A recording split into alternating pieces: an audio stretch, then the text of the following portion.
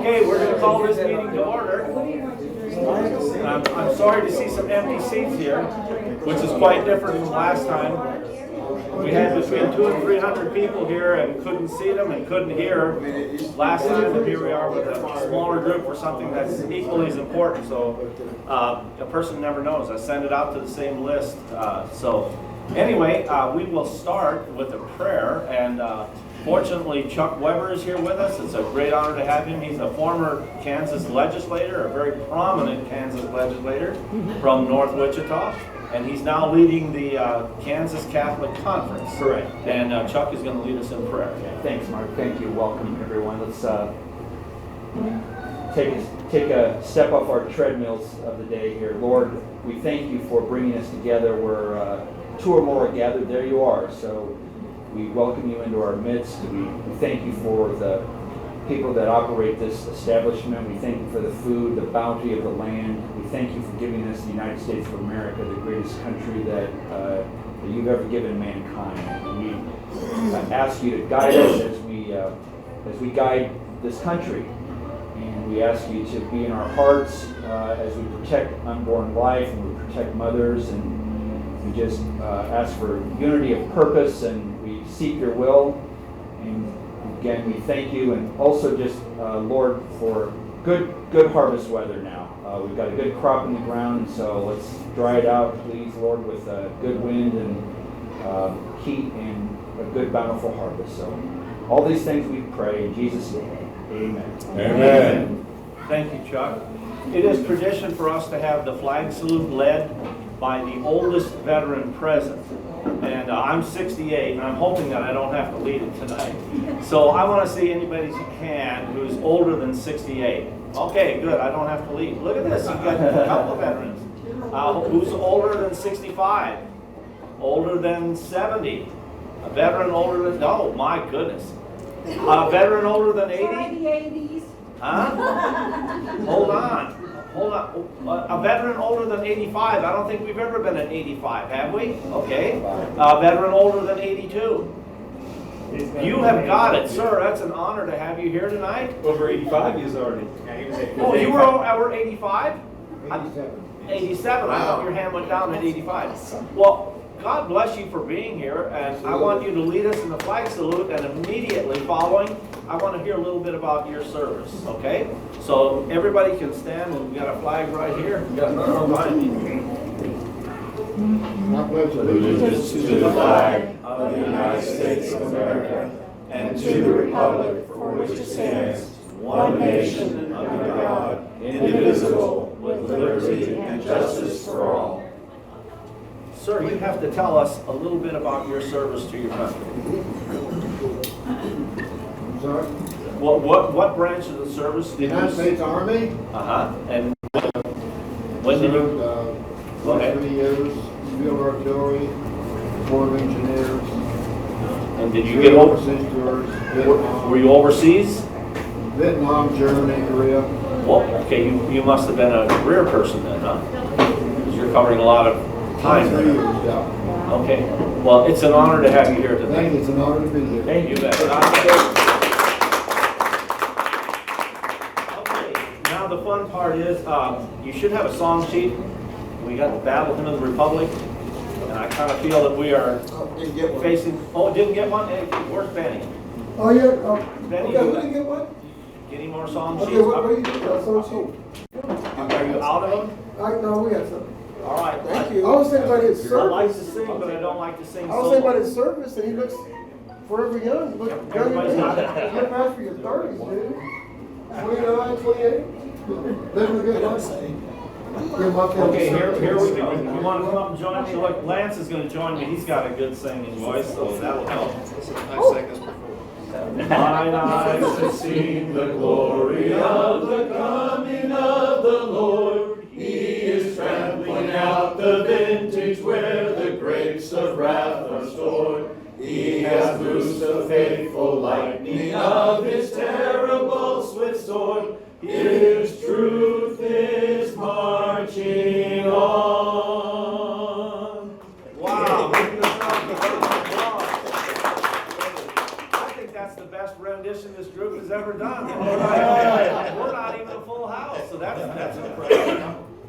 pleased. So, okay, so let me get started here. Tonight we have with us, well, let me do the recognition of office holders. Any precinct committee men and women? Oh, look at this. All right. If you're a precinct committee man or woman, let's go around, stand up and tell us your name except Kim. I'll talk about you. Are you a precinct committee man? James? Over here? Robin, you are. Can you stand up and tell us who KRA Meeting. just say hello and Sure. Hello. My I name's forgot to tell you. Robin Johnson. I am from precinct 530. Okay. I'm also the I'm vice sorry. chairwoman of the Sedgwick County Republican Party, and I'm the vice president of Kansans for Life. So glad to be here tonight. great. Thank you, Robin. Okay. Another precinct committee man? I'm precinct committee man from precinct 221. Okay, very good. Thank you for being here tonight. Did I see the hand over here? Somebody else? No. Well, we got the Ellistons, Alan, and Helen. You want to tell us who you are?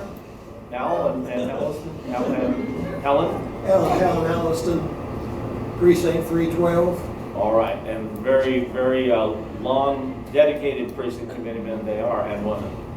Anybody else? That's it. Okay, well, thank you for serving as precinct committee men and women. We have another candidate in the room here. I don't know, Lance, do you want to tell us what you're running for? Lance Berland, I'm running with Arlen Briggs for governor. Arlen Briggs is Lieutenant Governor candidate with us tonight. Arlen, we got on the ballot on May 27th, and we're given an option. It's the establishment, so we have to start with anybody. Well, we're going to hear from him at the end of the meeting too, when you have your 90 seconds for any candidate to talk. So, okay, tonight, wait a minute, oh my goodness. Oh yeah, I need to talk about the video thing. We normally would have the minutes up, and I would have a link in here for you to go to the minutes of the last meeting, the meeting where we had the 2,000 mules showing. We were going to just insert the movie in there and put that in. We knew we had some copyright issues to take care of. Those are harder to take care of than we thought. They're not yet taken care of. If and when we can get that up, we will. We're not going to pay $50 a person to click on it. So anyway, that's where we're at on that. Treasurer's report is printed on the back, and this is for 2 months, as I promised you last week. Or last month, when we were too busy with the movie to even take time for the treasurer's report. We are ending our balances here with in the KRA funds 220.48, in the designated fluoride fighting funds $348.64, and then in the fluoride challenge account 551.42. Anybody had added balance to the penny all the way across.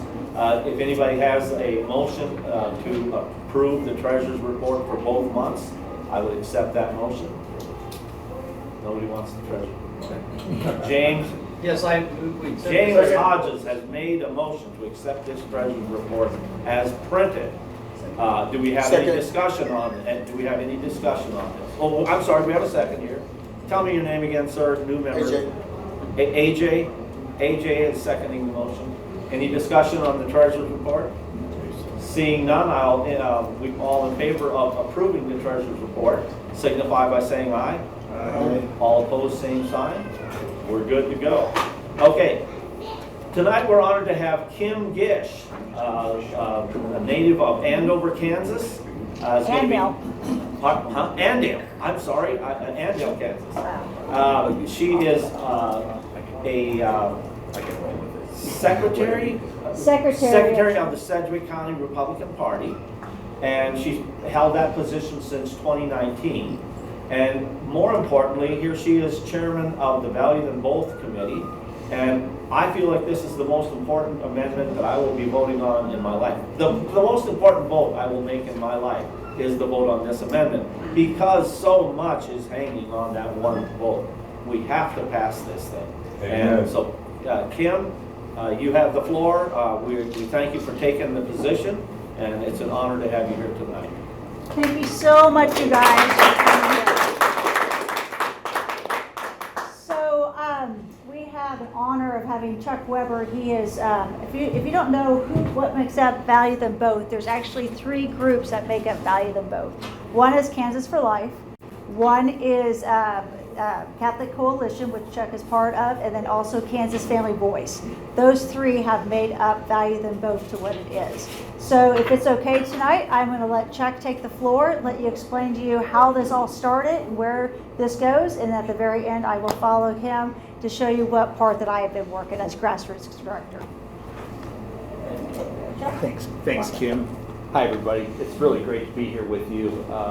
As Kim said, my name is Chuck Weber. I'm the executive director of the Kansas Catholic Conference. So the Catholic Bishops of Kansas have a public policy arm, and that's me. We have a pretty small group. It's myself and Lucretia Knoll. I have an office directly across from the Capitol, so I'm sure most of you, if not everybody here, has been to the Capitol. If you go directly across the street from the Capitol, there's a Catholic church there, and then just to the right or to the east of that, there's a house on the corner, and that's my office.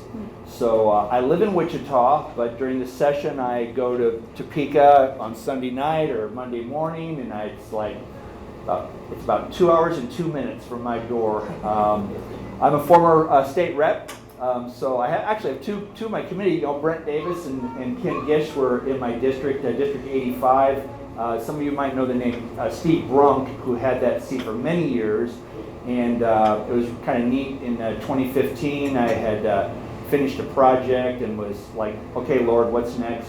And Dave Gittrich, the late, great Dave Gittrich, he said, do you still live in Brunk's district? I said, I do. He goes, I have a job for you. And so I took over for Steve Brunk in the middle of his term.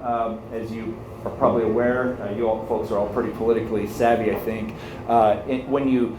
When someone retires in the middle of their session, the precinct committee people pick the replacement. So that's why your precinct is probably I'd say that one of the most important things that a precinct committee person does, besides just rallying the troops in their neighborhood. So I'm going to bore you for just a second with a little bit of my background, because I think it ties in with the Value Them Both amendment. Some of you might remember me. I worked as a reporter at Channel 12 in Wichita many, many years ago, and I actually covered the Summer of Mercy for about 2 weeks. I was on site at Tiller's Clinic until in the newsroom they figured out that I was pro-life and they yanked me off the story. You're kidding me. I am not kidding you. And I told my news director, my assignment editor, said, like, you don't think anybody else in this room has an opinion about that? Well, we don't think you can do a fair job. So that kind of got my wheels turning way back when. I actually interviewed the infamous Dr. Tiller on 2 occasions, and I wouldn't say I got to know him, but I did have a one-on-one conversation with him. I had started my family. My wife actually worked at Rennes Center, and I was a house dad before being a house dad was cool. I was Mr. Mom before the movie even came out, and I loved it. I worked. I was a film producer, and I worked for a lot of things for the Catholic Church, but I also did some work for Tony Perkins at Family Research Council.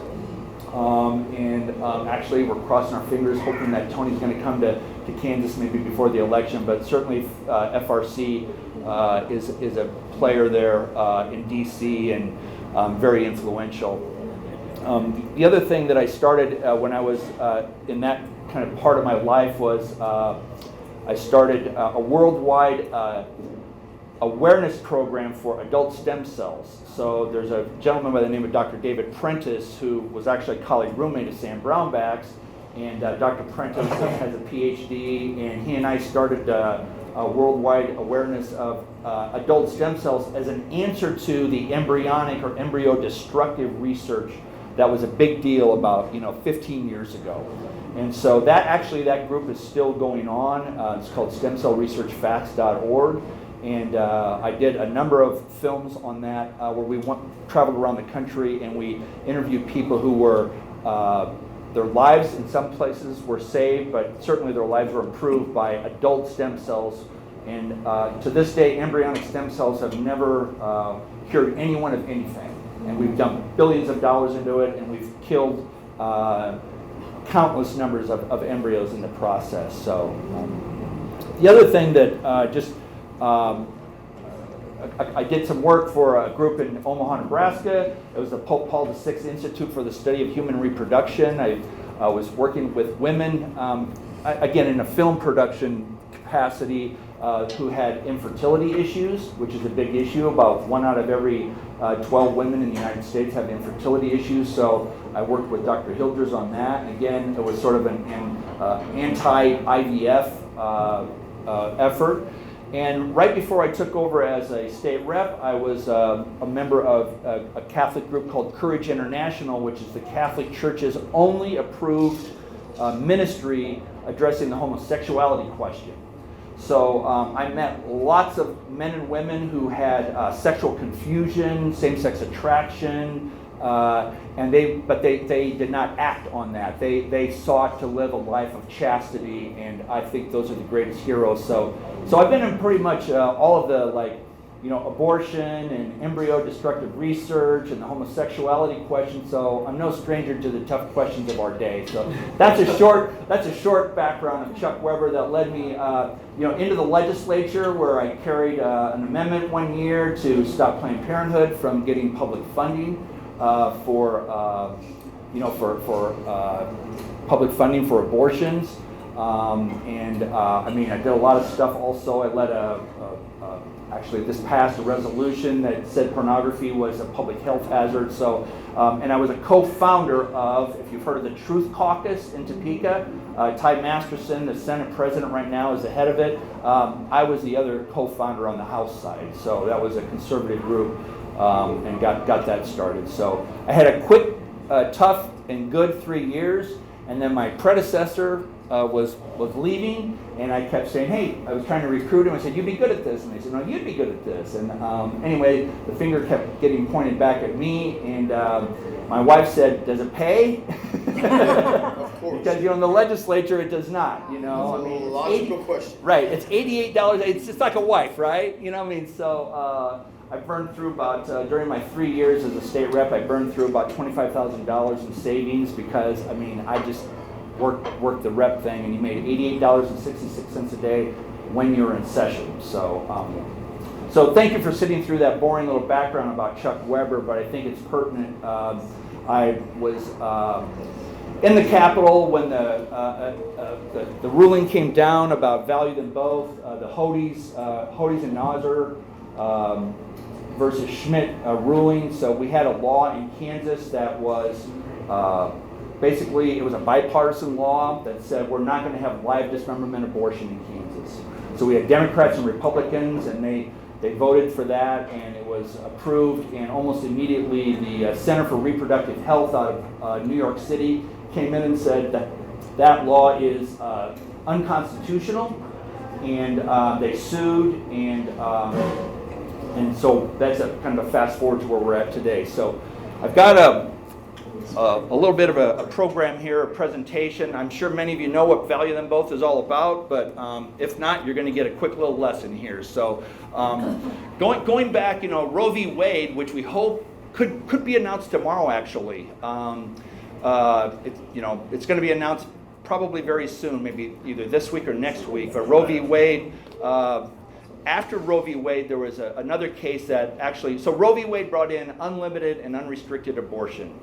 And then there was a court case in Pennsylvania, the Casey case, that allowed you to pass some laws. Well, Kansas started passing laws back in the mid-90s. And about that time, too, we started waking up, and we have 50 pregnancy resource centers around the state of Kansas, and we passed 20-plus life-saving limits on the abortion industry. Then in 2019, this activist court, as I was mentioning, they radically changed the Constitution that basically made it impossible to regulate abortion in even the simplest way. So it was the worst possible, legally speaking, it was the worst possible ruling they could have ever made. Are there any lawyers in the room here? Okay, good. 'Cause I always ask them to leave because there's a term called strict scrutiny. It's a really high bar, and that's what our court said, that Kansas has a fundamental right to abortion, and there's a strict scrutiny. It's a legal term, and you have to, jump over that bar to get anything through pro-life wise. And so what it said is that really. And this is in the actual ruling, that all of our pro-life laws are presumed unconstitutional. So they threw out the life, dismemberment, abortion law, and they said, and not only that, all your other pro-life laws are presumed unconstitutional.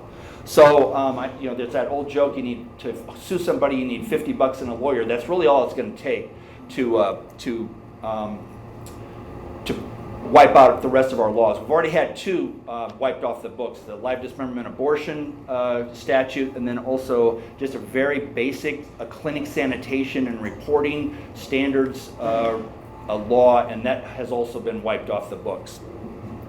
So the answer to this is a state constitutional amendment. So our state Supreme Court, what they declare is really part of our state constitution. And that's not legal language, but that's where we're at with that. And so we had some very carefully drafted language, and it addressed the court ruling. It basically said that there is not a right to abortion in Kansas. You can read it right here: because Kansans value both women and children, the Constitution of the state of Kansas does not require government funding of abortion and does not create or secure a right to abortion. So it reverses the court's ruling. So that's what we're trying to get passed right now, and it will protect our current laws that have not been sued and overthrown. So, what's the entire language? It's not very long. Is it the entire I got it language? right. Yeah, it's not. Well, actually, It's at the very end. Okay. Okay. I got it at the end. Okay. Yep. So there's actually, when you go into the booth, there's an explainer, and then the actual amendment as well. So.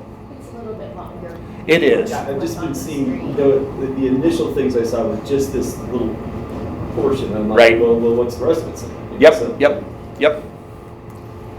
So voting yes restores our Constitution to the way it was the day before this ruling, which was on April 26, 2019.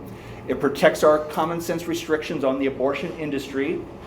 And it's supported by healthcare professionals, more than 200 healthcare professionals around Kansas, and the list is growing. These are medical and mental health professionals have signed on to this, saying this is good for women and also preborn babies. Right now we have a parental notification law on the books for minors seeking an abortion. If we do not pass Value Them Both, minors in Kansas will be almost certainly will be able to go to an abortion clinic and get an abortion, and their parents will never know about it. They'll never know about it. But right now they have to get parental notification and consent for that. Right now we have an informed consent law. It's called the Women's Right to Know Act. So, we're in this age group. We've all been to the doctor, right? And we're signing like pages and pages and pages of things. I went through prostate cancer 2 years ago, and it was like buying a house, the thickness of that. And so we have a consent law in Kansas right now for women, what is the gestation of your baby, and a number of other details about your pregnancy. And that law will be wiped off. The abortion industry fought that tooth and nail because they don't want any restrictions whatsoever on what they're doing. I mentioned the clinic inspection and safety and sanitation standard law. This has actually been struck down by the courts here in Kansas. It's still sort of being appealed, but it's basically not being enforced right now. And so we had a case in Kansas not too many years ago where abortions were taking place in Wyandotte County, and they were running the surgical instruments through a dishwasher.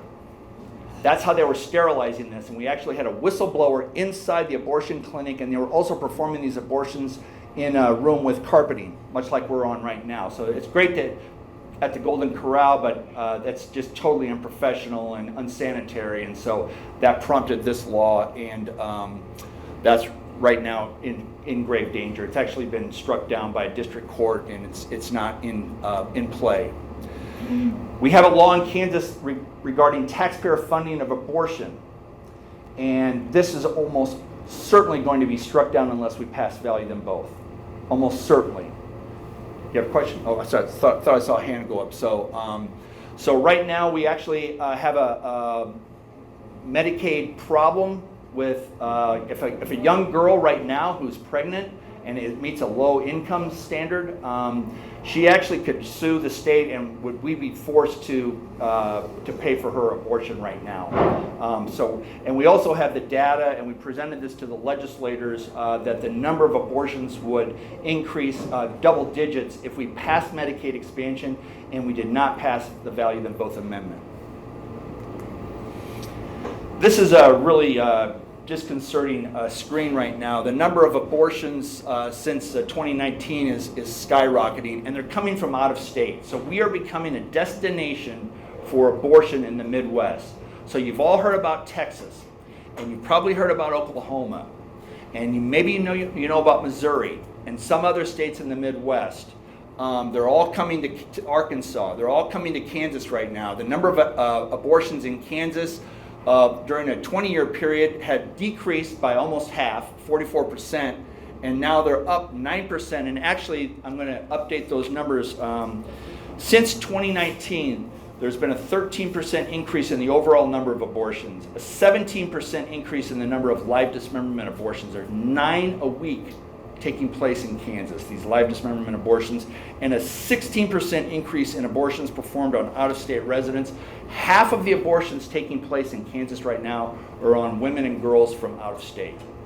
So we're becoming more and more an abortion destination for the Midwest. We want to stop that. Amen. So here's some more numbers. 2020, the largest increase in 25 years. As I mentioned this already, the majority were performed on out-of-state residents.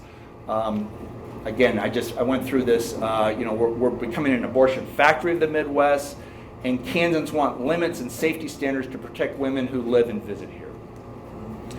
This is also a very disconcerting slide. This is not Chuck Weber. This is not Kim Gish. It's not Robin Johnson or anybody from KFL. This is from the Guttmacher Institute. That's the research arm of Planned Parenthood. And they say that if Roe v. Wade is struck down, which could happen as early as tomorrow, and Value Them Both does not pass in Kansas, the number of abortions in Kansas could skyrocket to another 50 to 100,000 a year. This is not me saying this. This is the abortion industry saying this. This is what they said, that this will make Kansas a haven state in the Midwest if federal laws protecting abortion are overturned or significantly limited or undercut in other states. So you have all these women from Texas, Oklahoma, Nebraska, Arkansas, Louisiana, Iowa, Missouri. They're going to be coming to Kansas in big numbers if we don't pass Value Them Both. That's the percentage increase we're looking at, about 1,300+%. This scares the hell out of me. Should scare the hell out of everybody here. Pardon my language. Okay, this is a short 70-second video that we produced a number of years ago. It sort of tries to encapsulate why we need the Value Them Both amendment. Oop. Okay. Should try it again, Kim. We were playing with this earlier. Technology never.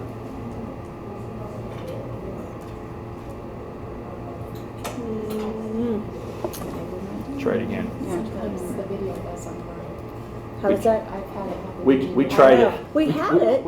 It worked before we started, of course. Yeah, of course. Let me go back one more time. We'll try it here. We'll try it one more time. It's good video. It is a good video.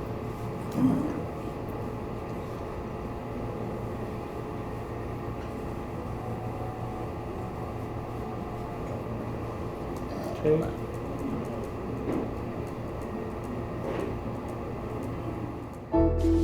Why does Kansas need the Value Them Both amendment? In 2019, the Kansas Supreme Court ruled that the Kansas Constitution contains a nearly unlimited right to abortion. This ruling endangers all common sense limits on the abortion industry in Kansas, including bans on taxpayer-funded abortions, limits on partial birth and late-term abortion, parental consent requirements for minors, even the mother's right to know about her own health risks. While Value Them Both won't stop all abortions, it does allow elected officials to pass common sense limits on the abortion industry, just as they have for over 25 years. Value Them Both protects women and preborn babies from an unregulated abortion industry.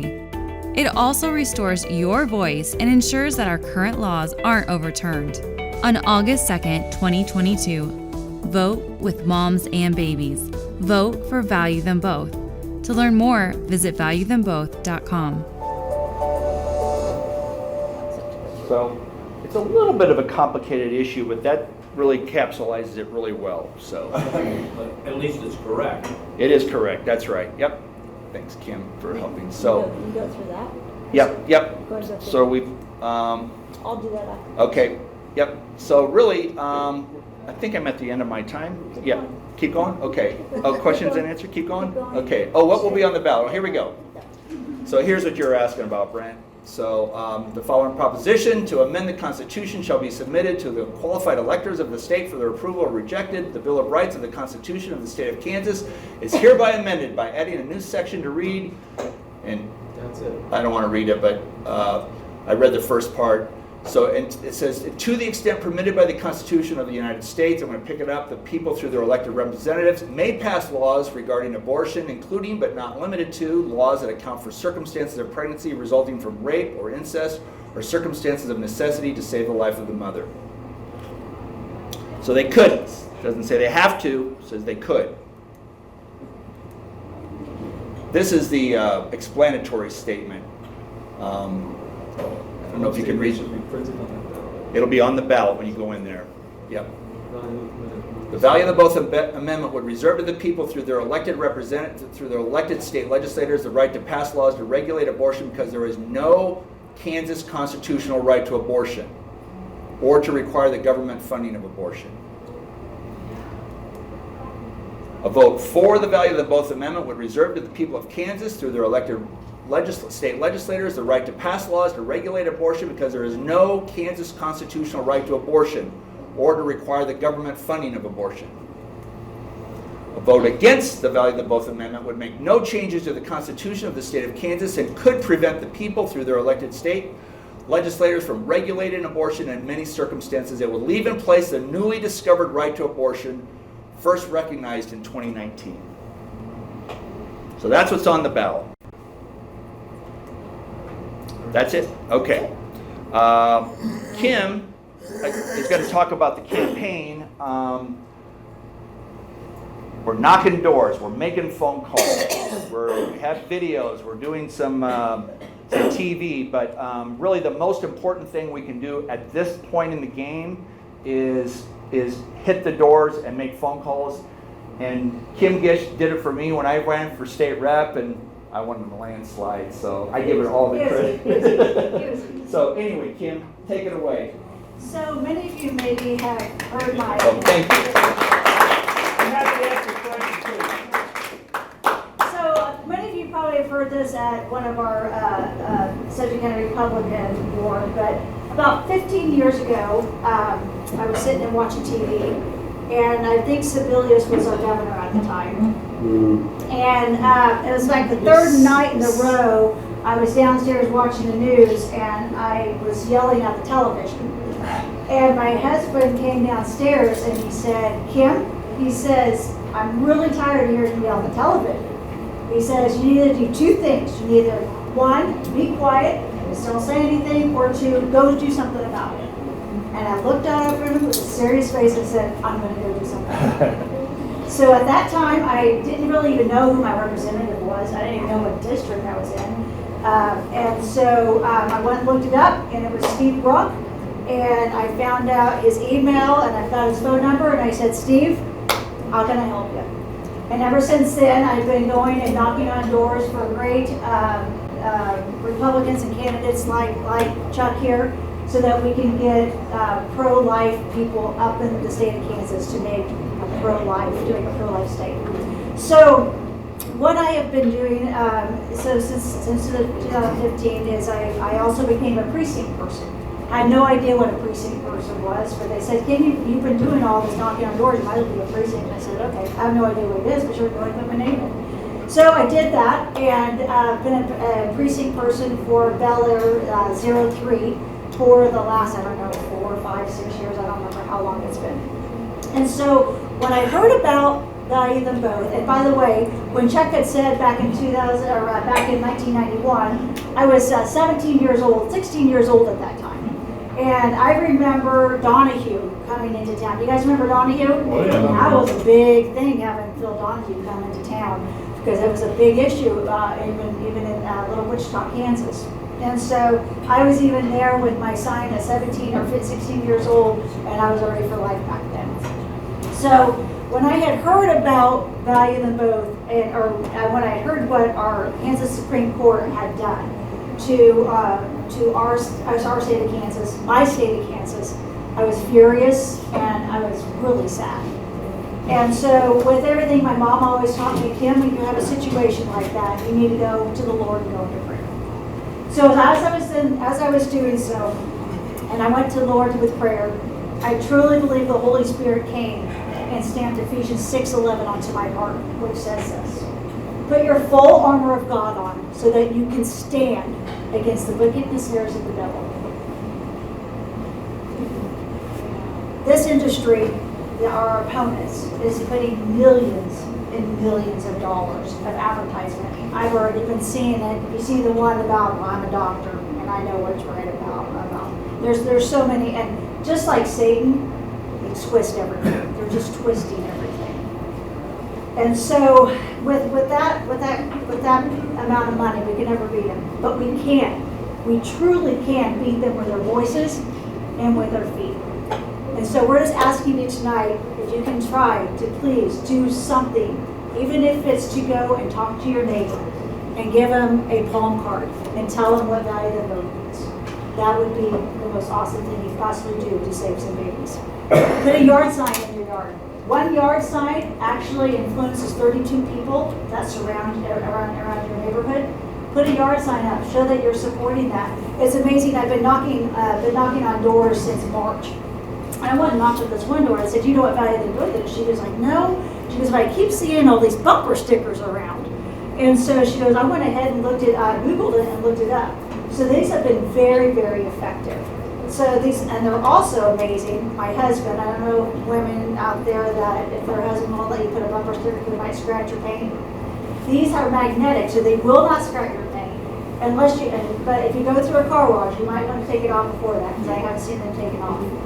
But these have been very effective, going around to show your support and also showing what value they both, and have people go look to Google to see what it's about. So there's many, many ways, like you said, and if you want to brave it out with me, we actually need drivers for someone like myself. Mr. Jason here has been my driver for a couple of times now. It's amazing. The way we're spreading these out in the houses that we're going, we're not going to house to house to house. What we're doing is we have a data that we go off of that's called I-360. And we're picking houses of mainly people that vote in the primaries. Most of them are conservative, some of them are not. Most of them are pro-life, not all of them are. So when we go to the door, we've been very successful. There are some people that say, no, I'm pro-choice, I don't want it. Had one lady actually took it and flew it and it hit me back in my face. And I said, so is that a maybe? So you have to have a sense of humor. But we need some drivers. So if any of you could be a driver, that would be great. Let me know. And then if you want to go out and learn how to go out and knock on doors, which is the most effective way, because you can send an email to someone. I don't know about you, a little swipe it. And our phone, we do have a phone banking, but when someone calls me and I don't recognize the number, I don't answer it. Even if they leave me a message, I'm probably not going to call them back. But people still to this day, if you knock on their door, they will answer. They will answer. So it's been very humbling, I'll have to say, and it's amazing how many people will go and tell you, "Thank you so much for letting me go. I had no idea." thank you for taking your time away from your family to let me know about this. It's humbling, but it truly, I feel like I'm doing God's work as I'm out there knocking on doors. So let me know about that. Thank you guys for letting us come and be able to speak to you. And God bless you, and may God bless this amendment so that it can get passed. Amen. Thank you so much.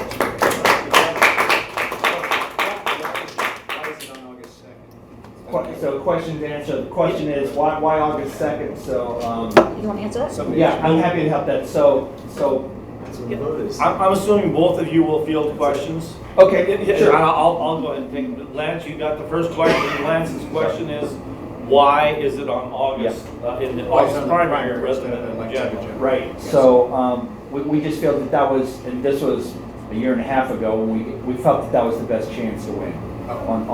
And at the time. Who made that decision? Who's able, you're able to make that decision when you have it voted on? Yeah, legislative leadership made the call on that. Yes, somebody asked me. Yep, I mean, it's just really, honestly, it's just our best chance to win. And it's gonna be less crowded on the ballot in August, and, The voters will be more focused on Kansas issues. right. Yeah. And to let everybody know that everybody that is a registered voter in the state of Kansas can vote. Because usually in the primaries, you have to be either a Republican or a registered Democrat. Well, this one, everybody, independent, libertarian, unaffiliated, everybody can vote for this amendment. And this will be Next in question? August 2nd. Yes. Yep, August 2nd. Well, I have one. Okay. We'll go next. How do you answer a person who says, I'm pro-life, but I'm voting against value them both because I don't want to put abortion in the Constitution of Kansas? Yeah, so we've heard this from some people, and the first thing that I say to that, Mark, is that what you're saying is music to the abortion industry's ears. That's what they want you to say. If you say you're voting no, the abortion industry just loves it. You're doing their work for them. And I'll just read this.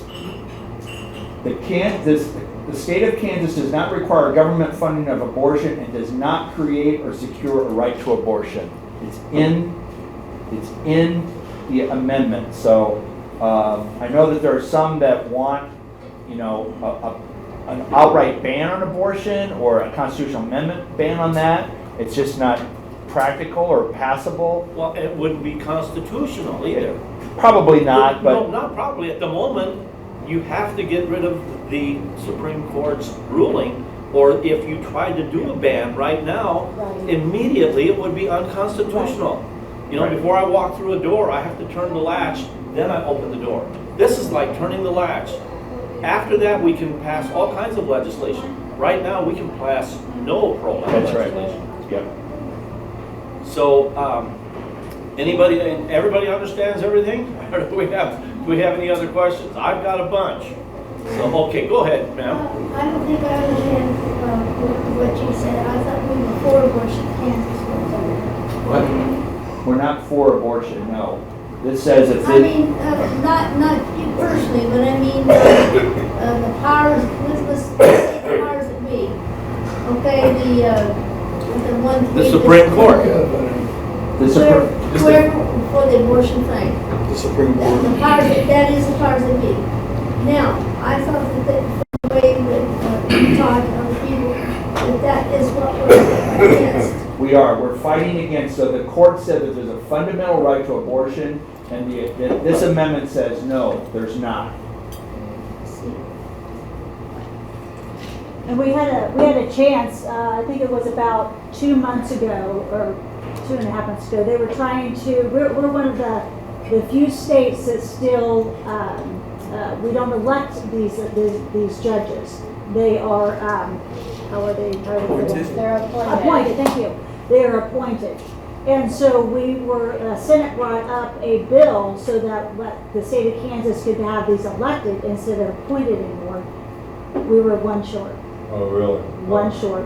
Yeah, There were it- three, it's- go ahead. I was just going to say, it's a separate issue, the way we Yeah. pick our justices is a judicial selection. Right. So. Kansas is the oddball of all 50 states. Yes.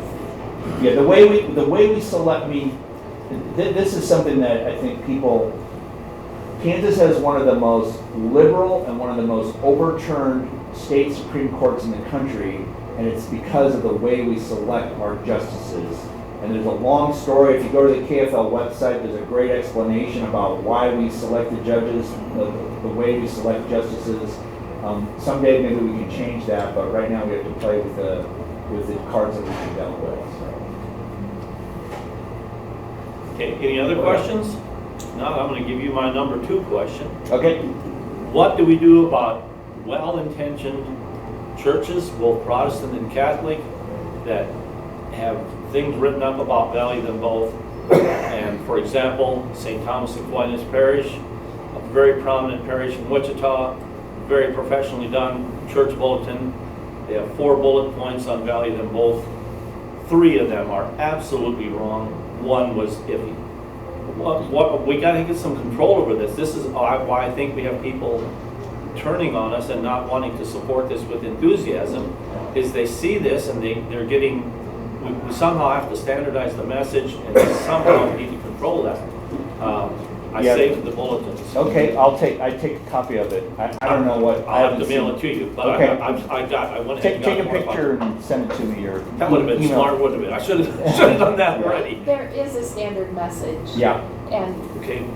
We've been working very Yes, hard. We've been there working is. very hard on our discipline message. The PowerPoint that I showed tonight, that's what we show. We've showed that over 300 times around the state of Kansas. That's so. pretty good. I didn't see anything wrong. Yeah. Not even one, I could have not improved it Okay. one word.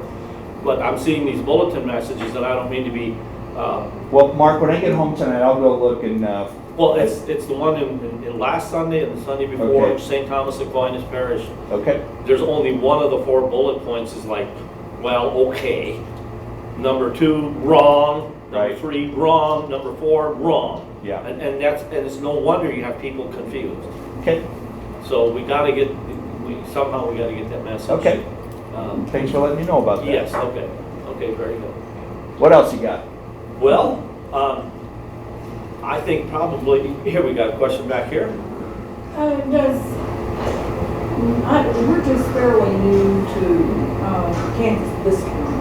Okay. We've lived in Kansas 2 or 3 other times when Dick was in the service. But this is our first time. We live in Rosedale.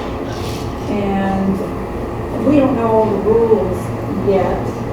But you say go door to door. Does what we're doing here, does it fall under soliciting? I don't know whether my neighborhood allows, if it's called soliciting. Maybe Chuck can answer that better than I could. I can. So when I ran for state rep, I see a sign no soliciting. Solicitation is a sale of a product.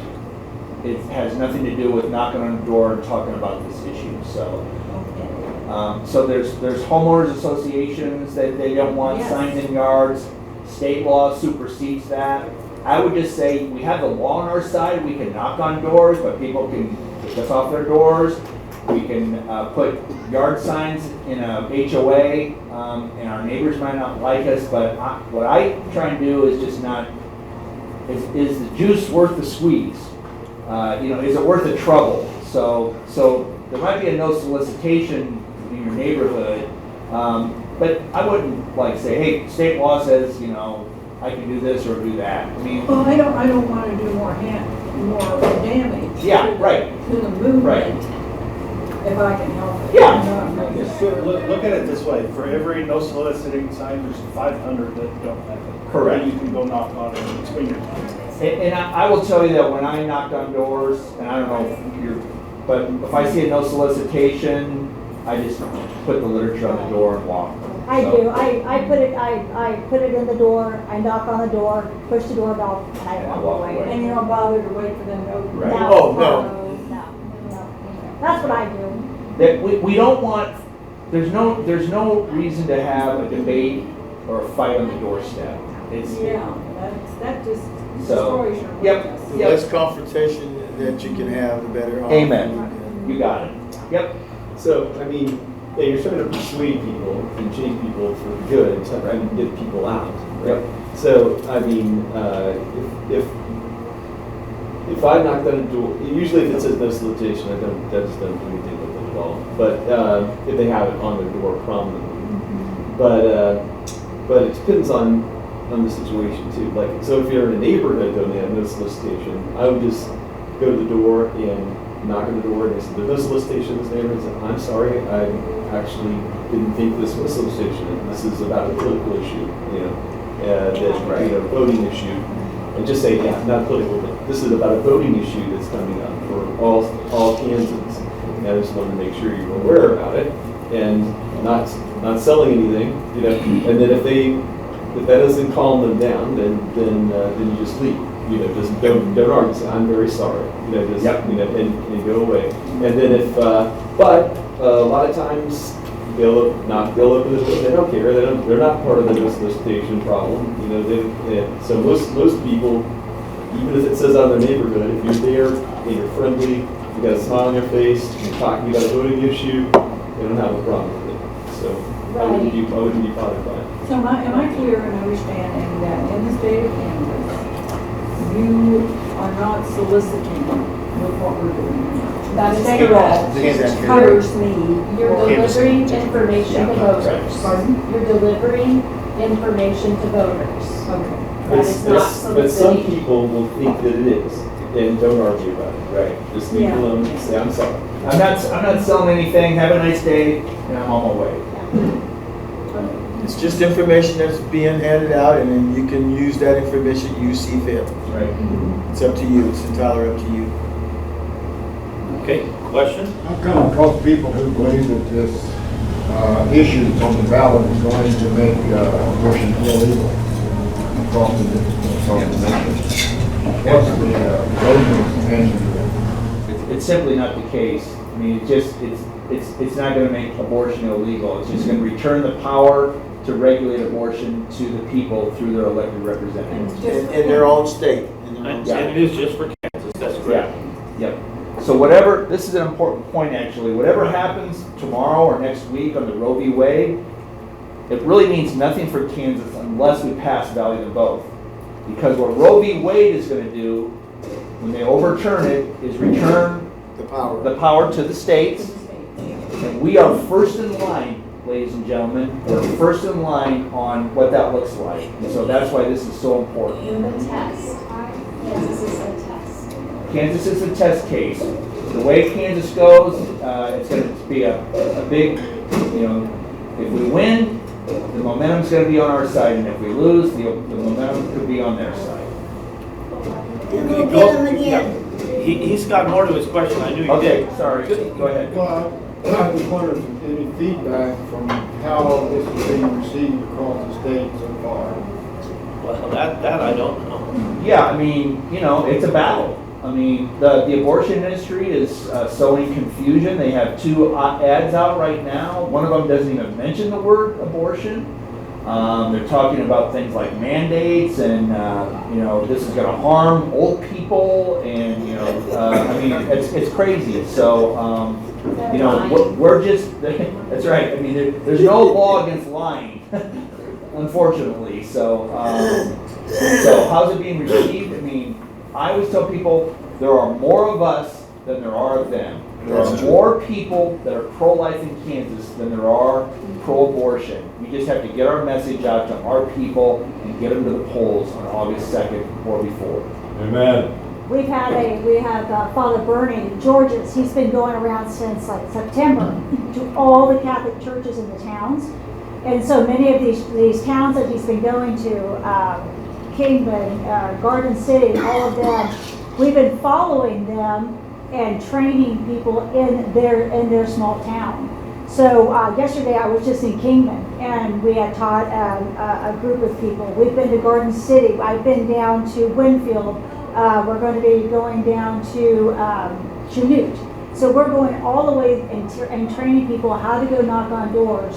So, you know, they may have their advertisements and stuff like that, like I said, but we've got our voices and we've got our boots on the ground. And we are going out and knocking on doors out the whole entire of Kansas. Sir, to answer, or if you guys don't mind, Kim, and if you don't mind me, I'm not really who you were asking, but to complete the question, he says, is this amendment going to outlaw abortion? Some people aren't voting for it because it does not. as I said earlier, the only analogy I can think of is if I'm wanting to go through a doorway, I have to first turn the latch, then I can open the door. If we want to outlaw abortion, and I will just tell you right here now, I want to outlaw every abortion in the land, in the world, okay? First I have to pass, or we have to pass, the Value Them Both Amendment, because any law against abortion right now would be declared unconstitutional on its face. Even if the legislature passed it unanimously and the governor signed it the same day, the court would see it and they say, oh, no, it's unconstitutional because they found the right to abortion in the Constitution. So, but I don't want to get disingenuous here. Let's say that I don't know you that well. Let's say that you were a person that wanted to have abortion in certain cases, or you just wanted to bring it back to where it was in 2019, where there was regulated abortion, but abortion was still legal. Well, you would still want to vote for Value Them Both. But if we pass Value Them Both, then yes, that opens it back up to the legislature being able in the future to maybe ending abortion in this state. And I hope that happens. But that's not what's happening in August. In August, the only thing we're doing is dealing with what the Supreme Court did in 2019, in April, when they said they found in our old Wyandotte Constitution, it's not in there. It's just, that is corruption. That's a lie. It's the same thing as what happened with Roe v. Wade, and they just copied what Roe v. Wade did. There was no right to abortion in the national Constitution. They defined it into it.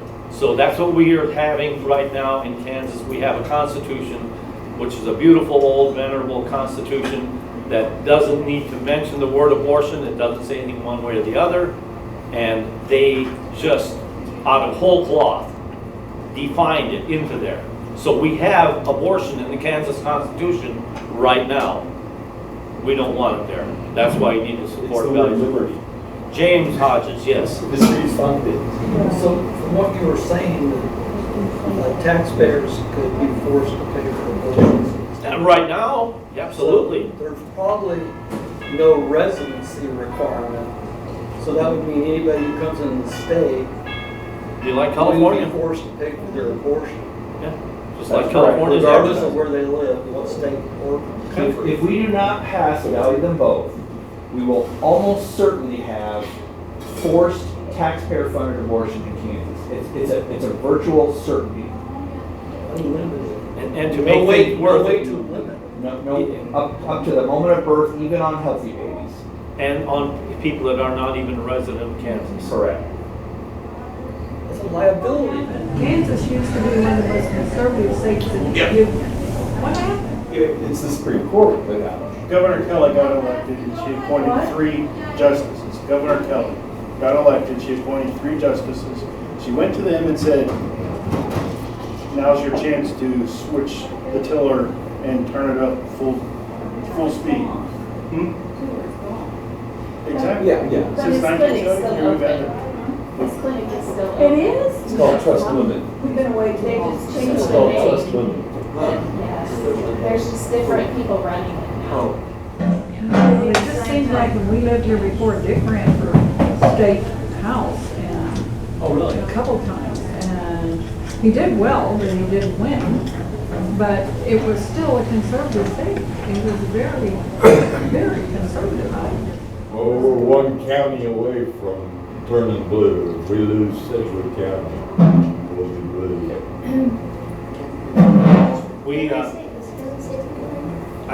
Go ahead, another question here. Okay, it doesn't have, in some ways it does have a influence, in other ways it doesn't.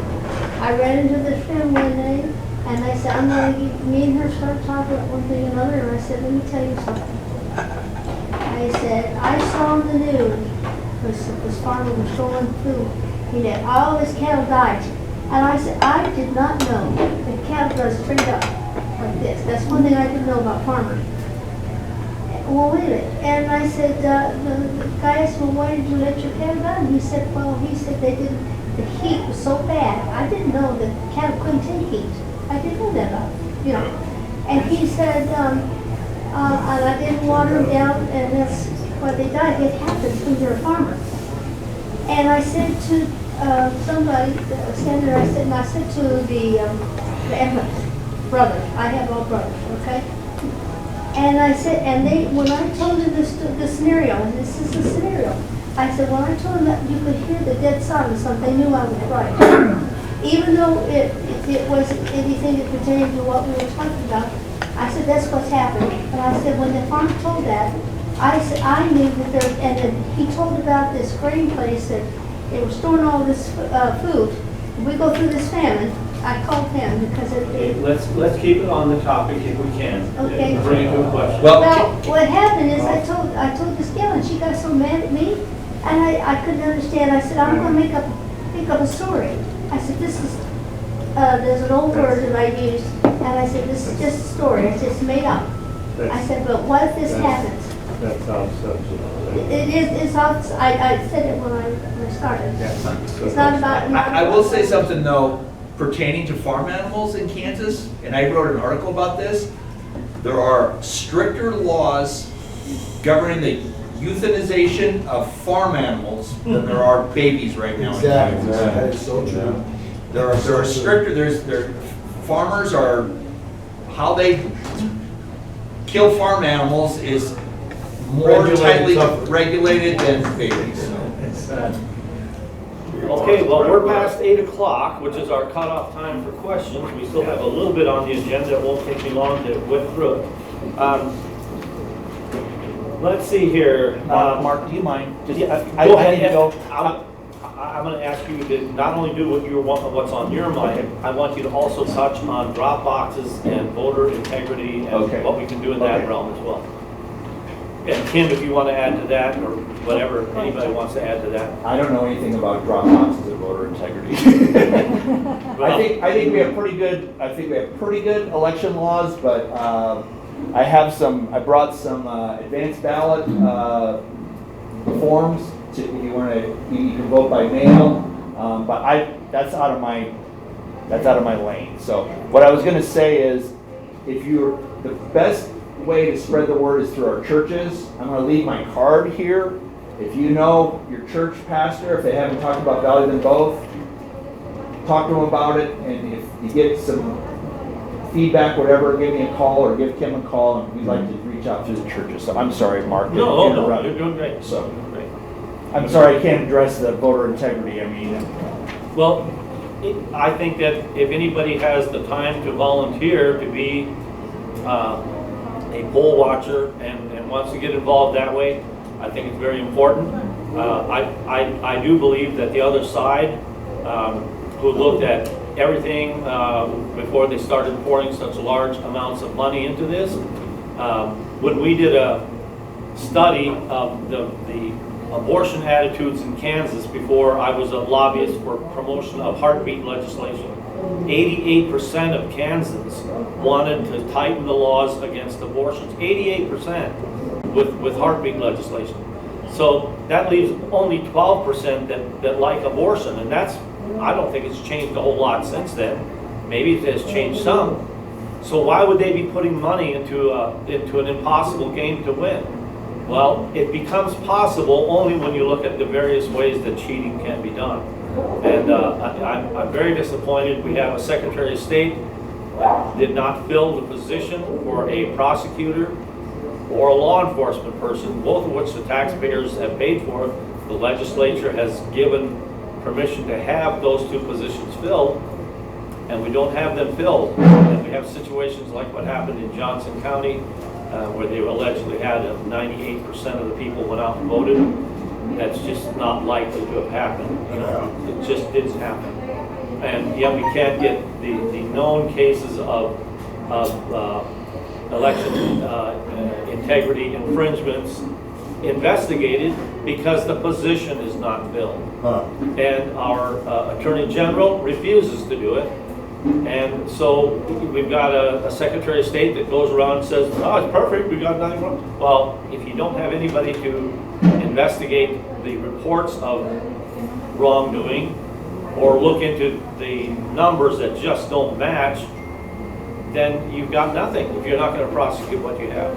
So I think that we have a real danger of losing this, not because you three are failing to do what you should do and get the grassroots going, and you do everything right, somebody can come through and change that dramatically, you know, by putting in, well, the movie 2,000 Mules, we had that last week, and it's just disheartening to see cheating at that scale that has happened.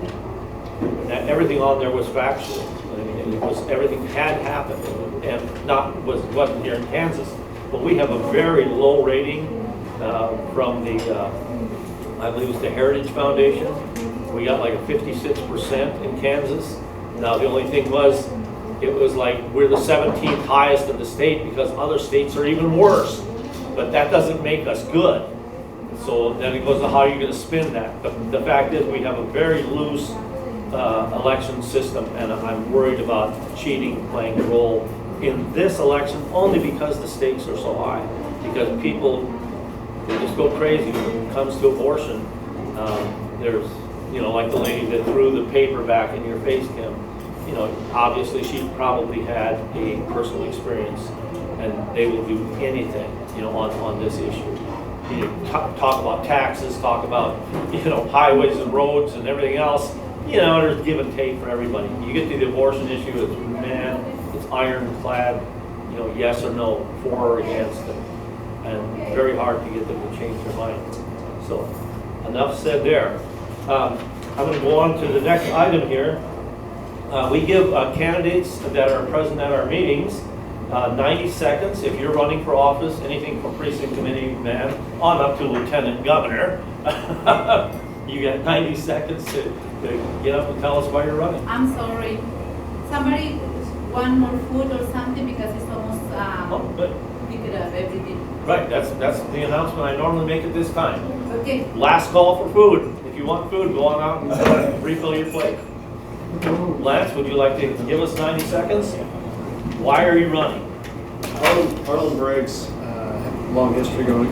Eric Schmidt, they're from both from southeast Kansas, Parish from Independence, and we had issues, things, cover-ups with law enforcement down there before, as we spoke about, that as Attorney General has not prosecuted the election integrity.